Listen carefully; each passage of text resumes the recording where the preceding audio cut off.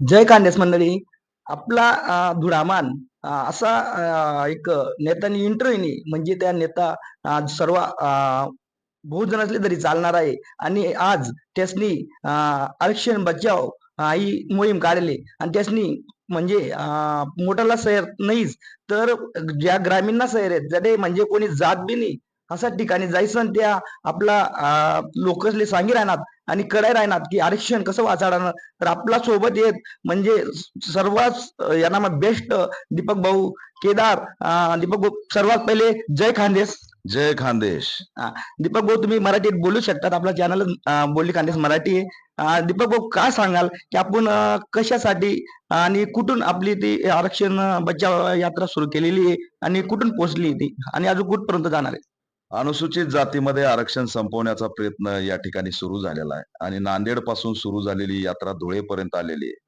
आता ही यात्रा लवकरच उद्यापासून पश्चिम महाराष्ट्रात सुद्धा जाईल. ग्रामीण भागात फिरतोय, लोकांची जनजागृती करतोय. कारण या व्यवस्थेने ट्रॅप रचलाय. एससी एससीतल्या जातींमध्ये भांडणं झाली पाहिजेत, दंगली झाल्या पाहिजेत आणि पुढचे 100 वर्ष आम्ही एकत्र झालो नाही पाहिजे. महामानव डॉक्टर बाबासाहेब आंबेडकरांनी आम्हाला एक ताकद दिली आणि तिचं नाव होतं एससी एसटी. ही एससी एसटी ताकद एवढी जबरदस्त होती की आम्ही राजकीय ओळख निर्माण केली आणि येणाऱ्या काळात पुस्तक वाचून बाबासाहेब प्रत्येक जातीला कळत होते आणि त्या माध्यमातून आमची ताकद वाढून या देशात आमची सत्ता येणार याची भीती RSS ला वाटली म्हणून त्यांनी आमच्यातच भांडण लावण्याचा प्रयत्न केला. हिंदू म्हणून जनगणनेमध्ये मोठ्या प्रमाणात नोंद व्हावी म्हणून त्यांनी आदिवासींना धमकवलं.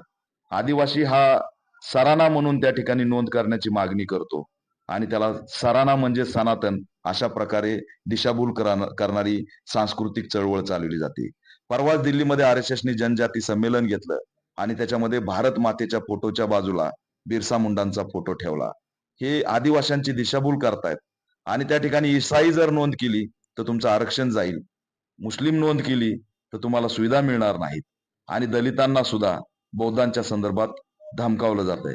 म्हणजे तुम्हाला हिंदूंची संख्या वाढवण्यासाठी सरन्यायाधीश गवई यांच्या माध्यमातून उपवर्गीकरण लागू केलं आणि ते सरन्यायाधीश आज बागेश्वर आमच्या त्या पोराच्या पाया पडतात. त्याच्यामुळे हे कळतं की हे कोणी घडवलं. त्याच्यामुळे आरक्षण धोक्यात आहे. ते वाचलं पाहिजे, संविधान वाचलं पाहिजे, EVM हटलं पाहिजे, शेतकऱ्यांची कर्जमाफी झाली पाहिजे, शेतकऱ्यांच्या बी बियाणावरती लावलेली महागाई रद्द झाली पाहिजे, खतावरची महागाई रद्द झाली पाहिजे, पेट्रोल डिझेल गॅस हे उपलब्ध झालं पाहिजे, त्याच्यावरची महागाई त्या ठिकाणी दूर झाली पाहिजे, कांद्याला भाव मिळाला पाहिजे आणि शेतकऱ्यांच्या कर्जमाफीसाठी धार्मिक कुंभमेळावरील बजेट रद्द करून ते शेतकऱ्यांसाठी वाचवलं पाहिजे. बेरोजगारांना नोकऱ्या मिळाल्या पाहिजेत, बौद्धगया बौद्धांच्या ताब्यात दिली पाहिजे. असे आम्ही 50 मुद्दे घेऊन ज्याच्यासाठी करोडो लोक रस्त्यावर उतरले होते ते मुद्दे घेऊन आज आम्ही रस्त्यावरती उतरलोत. माहित नाही माणूसच आज धोक्यात आहे. तुम्हाला मी सांगतो, हंटा व्हायरस यांनी आणलाय, पुन्हा महामारी आहे, पुन्हा लॉकडाऊन आहे.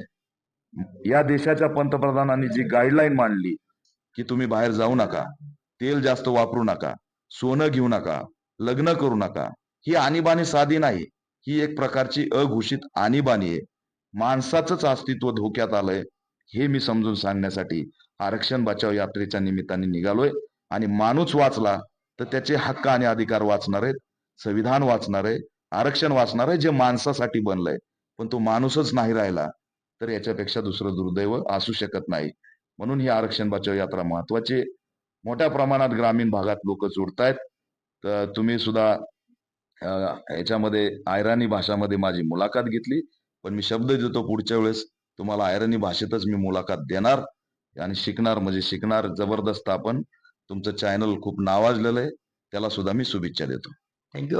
खरंच बहिणी म्हणजे एकदम सोपा पद्धतीनं सांग की त्यासनी आज तळागाळापासून जायसन का आपला संदेश राहणार आणि सर्व बहुजन समाजाने त्यासनी एक सांगणं आहे की जे करी राहणार ते आत्ते जागे वशात तर पुढे बसतात असा त्यासनं एक संदेश कुठेतरी जाई राहणार. बोली खानदेश मराठीसाठी संदीप त्रिभुवन धुळे. बोली खानदेश मराठी न्यूज.